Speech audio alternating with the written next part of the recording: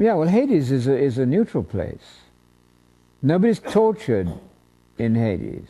The King James was a disaster here because they translated Hades and Gehenna by hell. This is ultimately, it's both, ultimately confusing. So I repeat, Sheol is the Hebrew word. Hades corresponds to it in the Septuagint and the New Testament. It's the neutral place where the good and bad are. It's gravedom, where nobody's suffering anything. Gravedom, a huge area viewed as a giant grave where all the dead are without distinction. However, Gehenna, hellfire, Gehenna, is a place of destruction, annihilation, where the wicked will be thrown, the incorrigible wicked. And that Gehenna fire is there at the beginning of the millennium and is still there after the 1,000 years.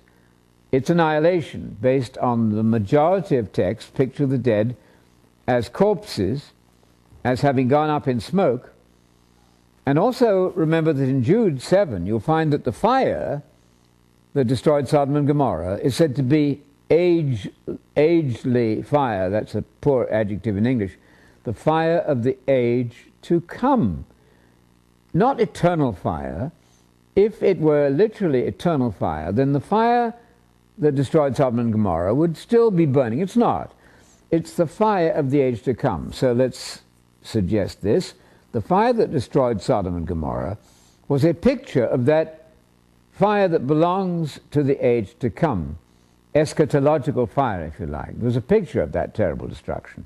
So the incorrigibly wicked, those who've had a full opportunity of understanding the truth and then have not accepted it, they will be destroyed. The numbers we don't know exactly. We don't want to speculate on any of that, but it's a place of destruction. Conscious destruction. That's to say, one is conscious as one is thrown into the lake of fire. After that, then consciousness ceases and life ceases forever. And I would say there's no resurrection out of the lake of fire. There's no way out of that. There's no way of getting out of it by resurrection. If there is, show me the verse. So the incorrigibly wicked then are lost, permanently lost, and they're destroyed in Gehenna. Jesus spoke more about Gehenna than anybody else in the New Testament. It's certainly not to be confused with Hades, which is a neutral place for all the dead.